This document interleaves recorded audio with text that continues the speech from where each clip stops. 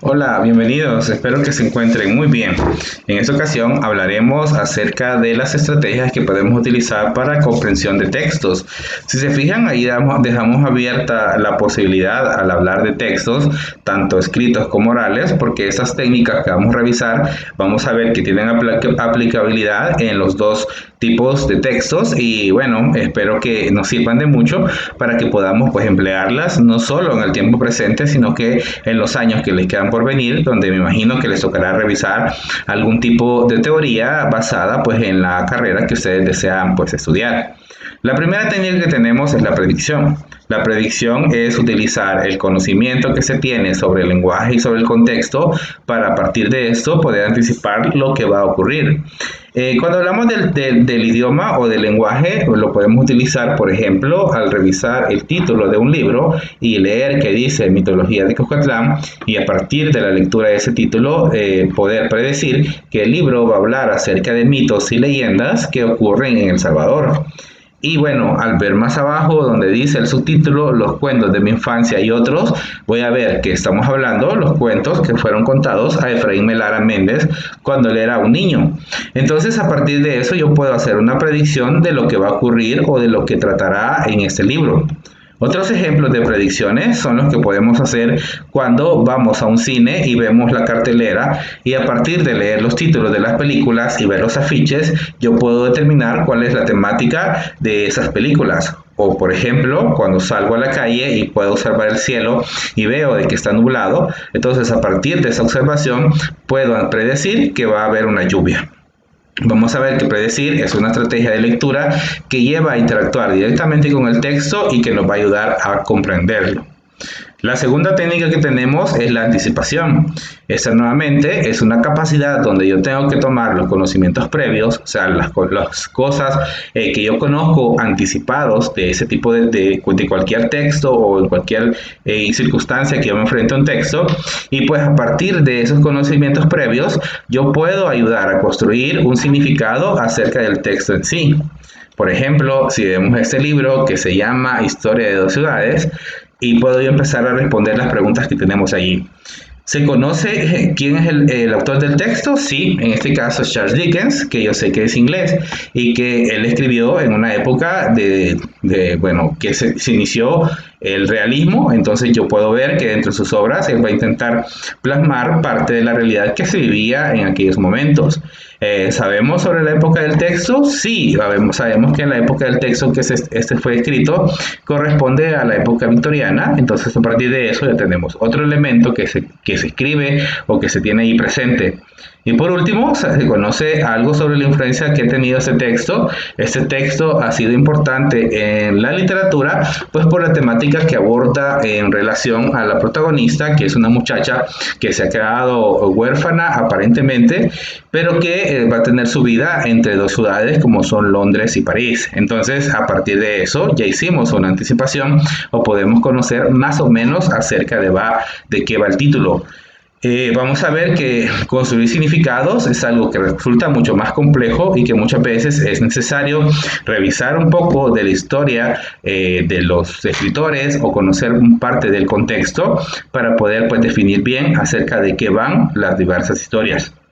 La siguiente técnica que tenemos es la inferencia. Sabemos que la comprensión textual requiere establecer relaciones entre las frases e ideas.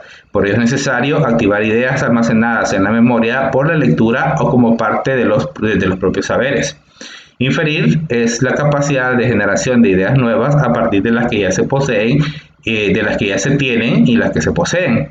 Y si no se generan inferencias, posiblemente no habrá comprensión sobre el texto. De cierta manera, cuando hablamos de inferir, estamos hablando de generar nuevos conocimientos a partir de los que yo ya conozco. Por ejemplo, este título de este libro se llama Escribamos bien. Escribir, por ejemplo, es una acción que yo ya sé cómo se realiza. Ya la aprendí durante mucho tiempo, pero en este texto se nos está enseñando o se nos quiere dar a conocer nuevas reglas acerca de cómo yo puedo mejorar la forma en que yo escribo. Entonces, a partir del uso de los conocimientos que yo tengo, al agregarle estos nuevos que se están presentando en este texto, yo puedo empezar a inferir nuevos conocimientos. Y esos nuevos conocimientos van a quedar aislados y obviamente me van a servir para inferir textos mucho más adelante. Si por ejemplo más adelante yo hiciera un curso de redacción, la información que haya tomado de aquí me va a servir para poder asimilar de una mejor manera los textos que se pueden presentar pues en un futuro próximo.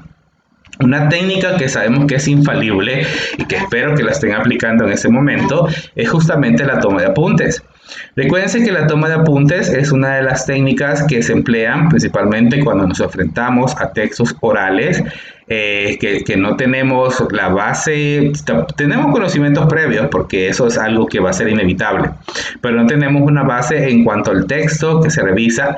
Entonces yo tomo apuntes de lo que considero es lo más importante y que para eso pues la persona que va a estar frente a mí me va a dar ciertas pistas, o de cierta manera va a ser diferentes modulaciones, diferentes entonaciones que me van a indicar que algo que se está diciendo es realmente importante. Pero para lograr una buena toma de apuntes es necesario tener esas tres cosas. Primero, saber escuchar. Conviene estar muy atento a expresiones significativas, palabras, signos o toques de atención que pueda emplear el que habla. Como les digo, si yo puedo escuchar, entonces yo voy a poder identificar los cambios en la modulación de la voz de esa persona y así identificar que me quiere dar a entender algo que es importante.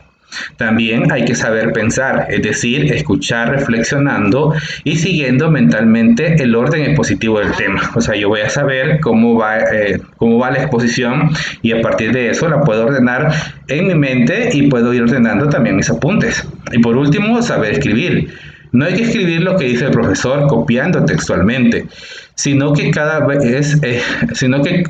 uno es capaz de sintetizar sus propias palabras.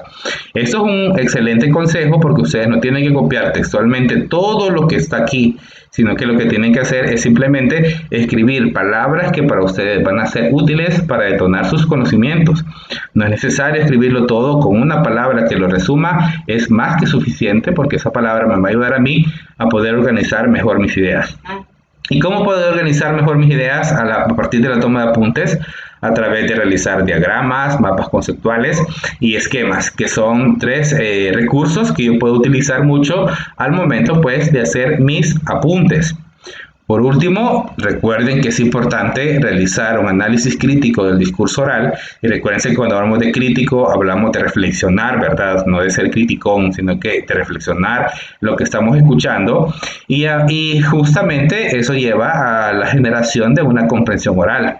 Hay que ubicar, como ya sabemos, el texto en un contexto determinado, tener conocimientos previos acerca del tema que se va a abordar. Si es algo que yo no conozco, ¿qué debo hacer? Ir a internet, si quieren, buscar un video, escuchar algo referente a eso para tener conocimientos previos y no llegar simplemente básicamente vacío.